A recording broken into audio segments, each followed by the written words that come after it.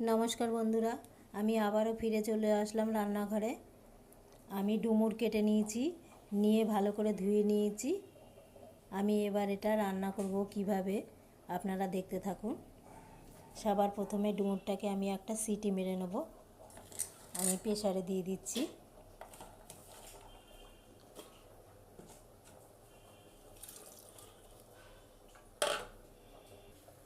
আমি প্রেসারে দিয়ে দিচ্ছি সামান্য পরিমাণে নুন।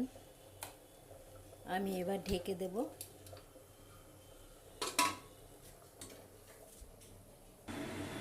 আমি আজকে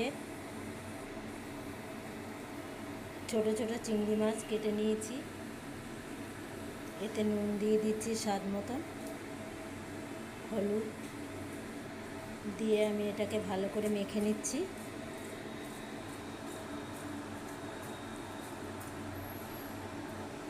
আমার এখানে কড়াইতে তেল বসানো হয়ে গেছে।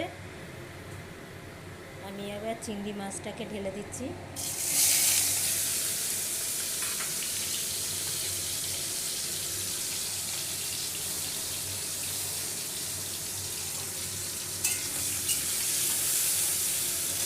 চিংড়ি মাছটাকে ভেজে আগে তুলে নেব। চিংড়ি মাছটা ভাজা হয়ে গেছে, আমি তুলে নিচ্ছি।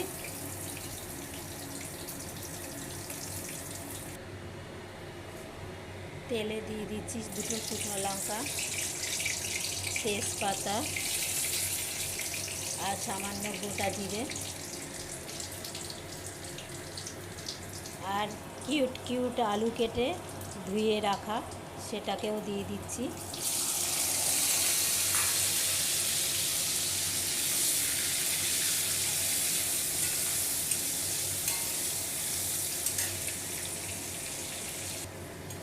আমার আলুটা ভাজা ভাজা হয়ে গেছে।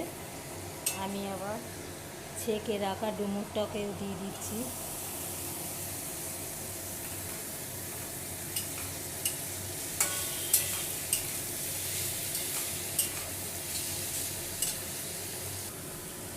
দিয়ে দিচ্ছি স্বাদ মতো নুন,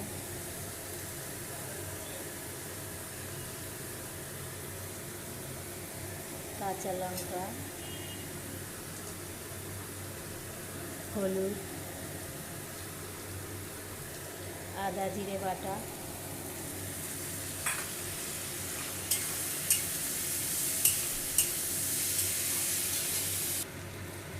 দিয়ে দেবো সামান্য একটু চিনি।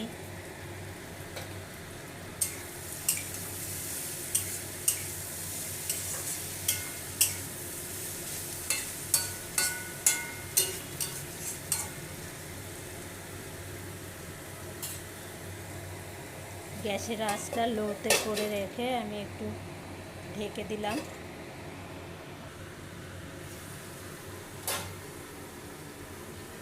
আর দিয়ে দিলাম একটু টমেটো কুচি।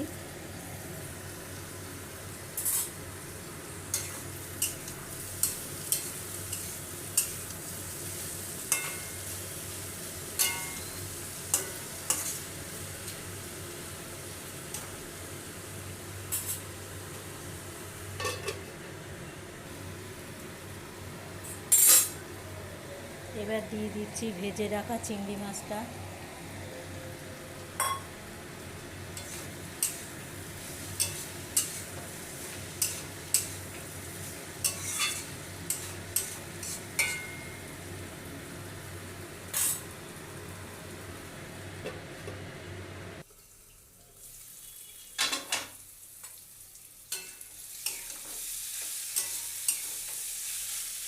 আমার ডুমুর রান্নাটা হয়ে গেছে।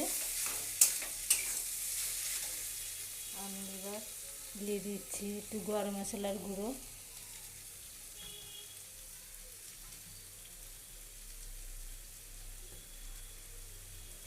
দিয়ে দিচ্ছি ঘি,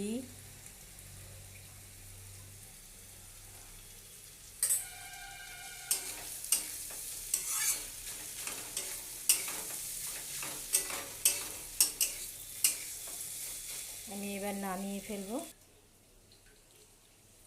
আমার ডুমুর রান্নাটা নামিয়ে ফেলেছি।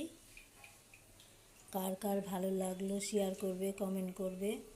এর থেকে ভালো ভালো কিছু বানাতে পারি কিনা চেষ্টা করব। আজকের রেসিপি আমার এই পর্যন্তই।